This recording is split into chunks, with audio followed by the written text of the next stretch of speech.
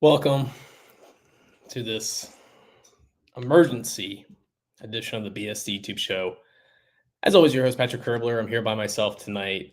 Tim and Jarrett could not make it because they actually have lives and have not just been refreshing Twitter all day and taking all this in. We are here tonight to talk about Penn State and Pat Kraft getting turned down by Kalani Sitake. Before we get into everything, I want to dedicate this episode to Kalani Sitake. I have here a caffeine-free soda. I was a Mormon for 27 hours. Many would say some of the best hours of my life. Still gonna have this soda in memory of the Kalani Sitake era at Penn State. It was a great one. It was a short one, but it happened nonetheless. Cheers, Kalani. Thanks for the memories. All right. For those that don't know what happened, right? Penn State and Pat Kraft circle in on Kalani Sitake. I've had no issue with this process up to this point. I know that Penn State fans have been, maybe I shouldn't say impatient, because at the end of the day, they're the ones that are correct. I was not. I put a lot of trust in the Pat Kraft, but I had no problems with this process up until this point, right? The Mike Elko stuff, the Kellen DeBoer, right? Seeing if you can land one of the whales.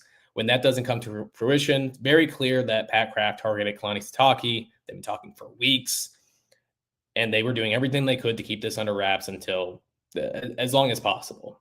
Obviously, this was going to get to a point where it was going to leak, especially on the BYU side, right? There's no way where Sitake can just flat out leave BYU without letting BYU know, and you give BYU the chance to do, throw the Hail Mary, try the miracle, the fire drill, whatever you want to call it. And to their credit, they seemingly did that. I know that a lot of Penn State fans are going to say that Sitake used Penn State for leverage.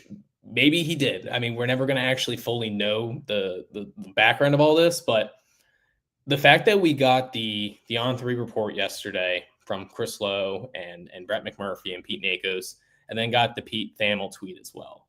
When was the last time, and I mean this sincerely, when was the last time that we got a Pete Thamel tweet about a program and a coach having mutual interest, and there's no deal yet, but there's heavy interest, they're working on a deal, whatever it might be, right? The tweet that we got from Pete Thamel yesterday, and it not coming to fruition. Usually when you get that, Thamel's doing that because he got the okay from Penn State to run with it, and got the okay from Sitake and Sitake's camp to run with it. So I just don't believe this is like a big ruse between Sitake and BYU. I just think flat out the miracle happened and BYU was able to prevent him from leaving. To be very clear, though, this is still an incredible mess on Pat Kraft's part, because whoever he targeted it, and I know that there was a comment, and I'll bring it up, right, when Penn State fired Franklin, is Penn State the program that we think it is? I don't necessarily think that's really the question right now. Penn State's just trying to hire a coach, and whoever that coach is, I know Kalani Sitake, I think within Penn State spheres, most Penn State fans didn't necessarily want him. I mean, again, it was a weird cultural fit, weird geographical fit, him having never coached outside of Utah, Oregon, and Arizona. But whoever, right, Pat Kraft, over these last 50 days, you interview a bunch of people, you talk to a bunch of people, you take your time, right? That was the reason why you fire Franklin when you did, so you can get a head start on it and have as large of a search as you want. But when it gets down to it, these final 6 or 7 days, you hone in on your target and you need to get it done. You need to get it done. And he chose Kalani Sitake. We don't know who else was out there for him to choose. Was Brent Key an option? Was Jeff Brom an option? Was Brian Dable an option? Was Bob Chesney an option? Et cetera, et cetera, et cetera. Maybe you guys were, maybe they weren't. Choose whoever you want as your example in that. He chose Kalani Sitake. If you disagreed with the hire, that's perfectly fine. But I think the process up to Sitake, again, I don't think it was that big of a mess. Now it is a ginormous mess, and Kraft has to wear it. He flat out has to wear it. I had a lot of trust in Pat Kraft. He did not get it done. Nobody can defend him at this point. And I just think like that's like potentially a very important part for all of Penn State fans to like remember in all this, like whether it's with other Penn State fans, whether it's with this team, whether it's with whoever the next coach is, like it's going to be important for Penn State fans and for the community to rally around that because this is still Penn State football. We still care about it a lot. We still want it to be good. But even if the next hire, right, say that they're able to go and get Jeff Brom somehow, some way, we'll talk about potential candidates here in a little bit. Even if they're able to go and get Jeff Brom and say that it works out, Jeff Brom is works out perfectly. They go 9-3 next year. The following year they go 11-1, et cetera, et cetera. That does not change the fact that Pat Kraft, total failure of a search. Penn State football is the most important thing at Penn State. He's even said as such. To put Penn State football on this national stage and to say we're going to go get Kalani Sitake and put that out on national news and to not be able to get it done, there's no defending it. There's just flat out, there's no defending it. So I just don't know. I'm going to take a look at the comments here, see what you guys are saying. All right, just a lot of anger, which I understand. Where does Penn State go from here? Because getting told no at this point in the process is, a disaster. And that is like part of it with Sitake that we kind of starting like last week this time, the mystery candidate. That was like the big theory. It turned out that there was a mystery candidate and it was Sitake, and Penn State was trying to keep it under wraps for as long as they did. With the benefit of hindsight and with retrospect, you almost wish that it would have came out because we could have prevented all of this, right? If it gets out last week, maybe Sitake gets cold feet. And I mean, I would say almost assuredly that he gets cold feet and Penn State can pivot from there, at least not in such a public-facing fashion where LSU is already, right? Lane Kiffin has gone to LSU. Florida has gotten their job done. Ole Miss has gotten their job done. Auburn, right, they had Alex Golesh. So Penn State is literally like the last opening of the openings that happened during the season. So everyone's focus is on Penn State. And just to miss it is embarrassing, and it puts Penn State in just an incredibly bad spot at this point. It's one thing for some of these coaches, right, to have an understanding of where you're at in the search, right? If you're Bob Chesney, right, you probably know if Mike Elko wants a job, he's going to get the job. If Kalen DeBoer wants a job, he's going to get the job. If whoever wants a job is going to get the job. You understand where you are in the hierarchy, and you're okay with that. That's one thing privately to be known that you are a backup candidate and like a way back down there backup candidate. It's another thing to have this all happen publicly and for Bob Chesney or for Jeff Brom or for whoever comes in, even for Terry Smith, to know that you were like just flat out not the choice. And everyone knows that. Everybody knows that. It doesn't necessarily prevent you from potentially having success, but it's not an ideal situation. And why is that a situation that you want to come into? Because that's the other side of it with Pat Kraft. Penn State football is the most important thing at Penn State. He said it. We all say it. We all understand it. To mess up this hire, to mess up this process, puts his job completely on the line. Even if the next hire works, and this is what I was saying before, even the next hire works. Texas A&M had something similar with this where their previous AD wanted to hire Mark Stoops from Kentucky. That got voted down by their board of trustees, board of regents, whatever they want to call it, and they had to pivot to Mike Elko. Turns out that worked out really, really well for Texas A&M. Mike Elko is,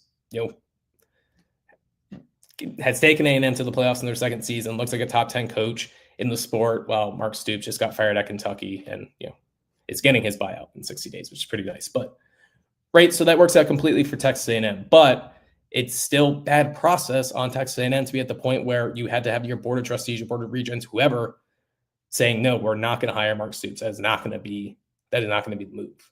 And now this is where Penn State is at, and this is where Pat Kraft is at. Like, he's lost the trust of not only the Penn State fan base, but of, I'm sure, a lot of very important people at Penn State, from people who work at Penn State to people who donate at Penn State.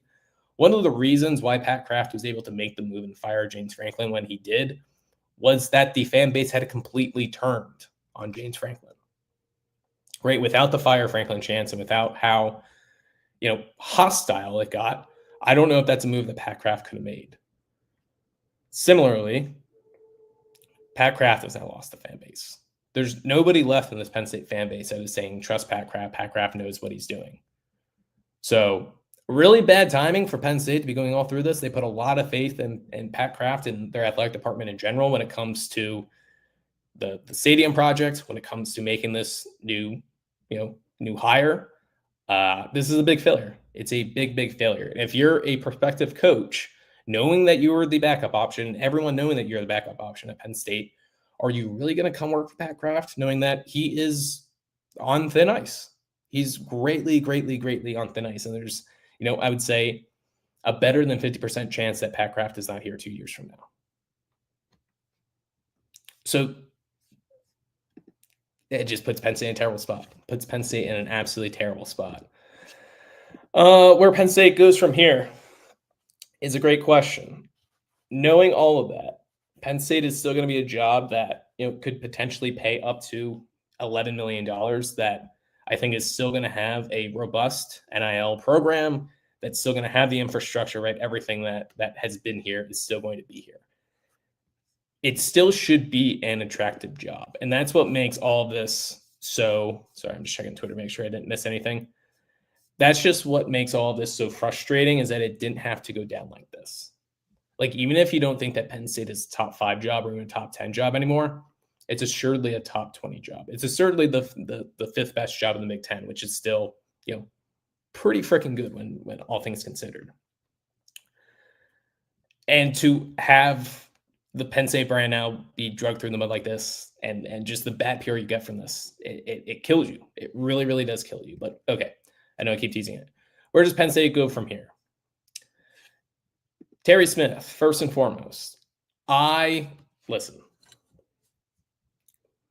I will be down with whoever Penn State hires. I've said this literally from the beginning, like, other than Brian Kelly, I think Brian Kelly is really the only one I can think of. I would be down with any hire. Like, Manny Diaz is someone, I know Manny Diaz is somebody that a lot of Penn State fans like. I'm not the biggest Manny Diaz fan. If Manny Diaz had been the move 3 or 4 days ago, like, I was okay, like, whatever, like, fine. Manny Diaz it is.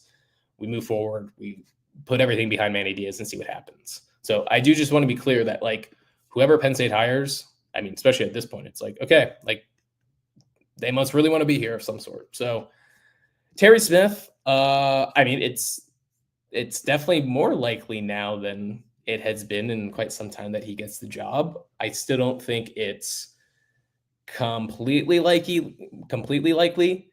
If for nothing else, I have a tough time seeing Pat Kraft's ego allowing that to happen. And maybe that's wrong. Maybe Penn State shouldn't let Pat Kraft make this hire. I don't know. This late in the process, I think you almost need to put up a front of Pat Kraft is still our guy. Pat Kraft is still going to make the move, even if that's wrong. But I just don't think that he turns, even in this scenario, he turns to Terry Smith. Bob Chesney agreed to terms with UCLA. It is not official. He has not signed anything. It's, if you want to count in like a 1, 2, 3, 4 stages type thing when it comes to the coaches in these programs, Sitake and Penn State are probably in like the 2nd stage. Chesney and UCLA are seemingly in the 3rd stage, where he's currently recruiting on UCLA's behalf, but he has not been introduced at UCLA yet, which means that he has not signed anything. I know in Pete Thamel's story that he did about Chesney and UCLA agreeing to terms, it said that he would not sign anything until Sunday. Why that would happen, I don't fully know, because it's not like, oh, he's going to coach JMU on Sunday and then that's it. He's off to UCLA. UCLA has already said that they will allow Chesney to coach JMU through the playoffs. So is he waiting on Penn State? I don't know. I certainly don't think so. Just with the way that all of this went down, it seems pretty crazy to think that Chesney's going to turn his back on UCLA and say, yeah, I want the Penn State job. UCLA it's reported that they're paying between $6 to $7 million. So Penn State certainly could go quite a bit higher than that. I still don't, I wouldn't bank on the Chesney thing. It's very similar, if not even worse, of how Sitake, basically said yes to Penn State and then reverse course. I can't see Chesney doing that to UCLA, even if it's something that he wants to do. It just feels like they're too far down the road for that to happen. Jeff Brom. Love Brom. I know not everyone is a big Brom fan, but yes, I am a Brom sexual. Still continue to be. I said on our show that Tim and I did on Sunday, I like Brom more than I would like Sitake, so I would still be, like, in a weird way, I think that would be a better hire for Penn State. Don't love the circumstances, but would still be a better hire. I just don't know if I can understand the thought process for Brom to be like, I want to leave Louisville, my alma mater, place I've only been 3 years and have had, pretty good success there, to go into the situation at Penn State with everything that has happened these past couple of days, and knowing that Pat Kraft is potentially on, a hot seat of sort. That's not a great stable place to start things. So Jeff Brom could be an option potentially. I mean, maybe they circle back to Brent Key. Brian Dable's out there. I do think Dable is weirdly one of those guys who probably would take it. Like, if you had to tell me who out of this list of people who I'm talking about, who do I think would still say yes to it, I think Dable would be pretty high up there. I am a big Daboll fan. Again, I have no idea what his recruiting thoughts are, what his NIL thoughts are, what his infrastructure thoughts are, but just like as a football coach, despite what happened with the Giants, I think he's still a good football coach, and I think that he can figure out recruiting, and he can figure out infrastructure, and he can figure out NIL and everything, right? It's not rocket science. He's not performing surgery. He's not going to be an oncologist or something. He's going to be coaching football. So maybe Penn State circles back there. There's your Brian Hartline, of course. I guess that's the last one I'll say. I do have Manny Diaz written down, but I was just trying to think of names. I don't think the Brian Hartline thing is happening, guys. And I think that there's a pretty good chance that we as Penn State fans have kind of overrated Brian Hartline in all this, because for someone that has been, even if he wasn't calling plays at Ohio State, who's been the offense coordinator, co-offense coordinator now for 3 years at Ohio State, has been calling plays this year, very well may win Julian Sain the Heisman, has recruited the way that he has at Ohio State, has turned the wide receiver room into literally the best position group in all of America. The fact that he's interviewed for jobs like West Virginia and Cincinnati and UCLA and maybe Penn State. I think he has interviewed for Penn State. And he's not getting any of these jobs. I don't know. Maybe he's just not maybe he's not the superstar that we all think he is. Because, it seems like he should be on that Dan Lanning, that Kirby Smart, whatever it might be, path. And, to this point, it just hasn't worked out. So, caffeine-free. Kalani. Penn State's just in a tough spot. Plenty of schools. I'm going to take a look at some of your comments here. Plenty of schools are going the GM route. You hire Terry and throw a huge bag at a pro-level GM. I do think that GM piece is part of the calculus of all this. Like, even when they settled on, or at least we thought, settled on Sitake, I did think that part of the reason why Kraft was overlooking the lack of geographical fit and stuff like that was because maybe he has someone in mind who could come on as GM and have some of those connections and kind of help the process there. So, I mean, wouldn't be shocked if a GM came on. Watch HBO Sports and Giants Camp. Daboll is a pompous ass. Most of these coaches are generally giant a-holes. That was actually one of the nice things about Kalani Sitake. Up until he said no to Penn State, not much of a giant a-hole. The one thing we learned through all this is you don't go against the Mormon cookie empire. Dude, I had so much fun being a Mormon for 27 hours. I learned a lot. Apparently they have apostles that are still living. I had no idea. Read a tweet yesterday about Kalani went to go talk to one of the apostles last night. I was taken aback. They do have 12. 12 living apostles. Pretty cool. Hartline is the only guy left now who saves Kraft some semblance of a face. He was absolutely right to fire Franklin when he did, but he better hire Hartline or else he risks coming out as a total tool. I wouldn't say Hartline is the only one that you could do that, but I do think that would make fans happy. I don't know if that is the necessarily correct hire.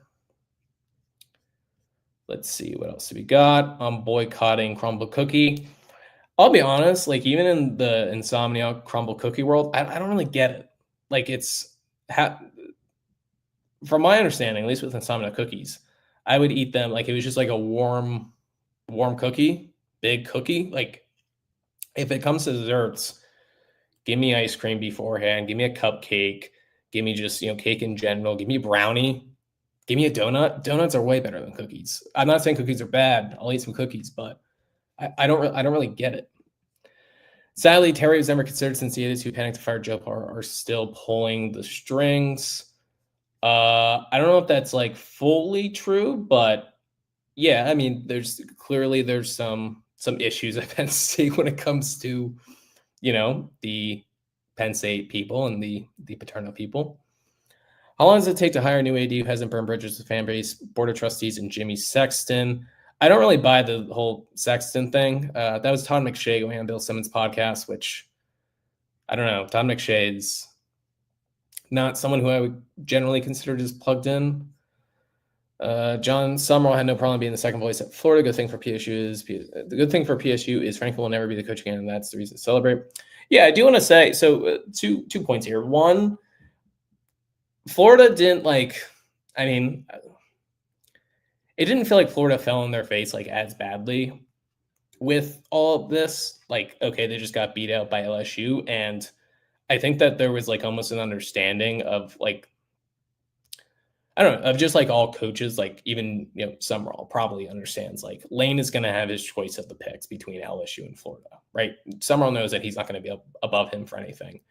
If you're someone like Bob Chesney, or you're Jeff Brom or Brant Key, or whoever these potential candidates are, like you might respect Kalani Sitake a lot. I don't know if you look at him, you're like, I should have been the complete backup plan to him. You know what I'm saying? So the other thing you say, the good thing for PSU is Franklin will never be the coach again. That's reason to celebrate. Yeah, I see. There seems to be, just with everyone ducking on Penn State, which I understand. Like we look like idiots right now, but there does seem to be a misunderstanding of like you can be upset with Pat Kraft and how he handled this process and how the last, the last 50 days have gone, the last 3 days have gone, whatever, and still understand like Franklin was given 12 years or whatever it was. And it was just over like for everyone at that point. I don't subscribe to the theory like James Franklin like quit on the team, but I think if you sat James down and like just actually fully asked him after the Northwestern game, like, do you think you're going to be coaching at Penn State next year? Or should you be coaching at Penn State next year? I don't know if he would have said yes. I think that he had, obviously a fierce loyalty to his players. So I don't buy like the quitting thing, but again, I think it was a good timing for all. So no, I do not wish. I would not go back in time and say, oh, let's not fire James Franklin. Still pro firing James Franklin. No offense to James. Mark Stoops, no way. I was talking about Texas A&M, not Penn State. Clearly, Mark Stoops, who just got fired at Kentucky, is not going to be the head coach here. Our administration needs to be fired. Put the statue back up from Terry Fanatic. Thank you, Terry Fanatic. All right, I think that's all we got.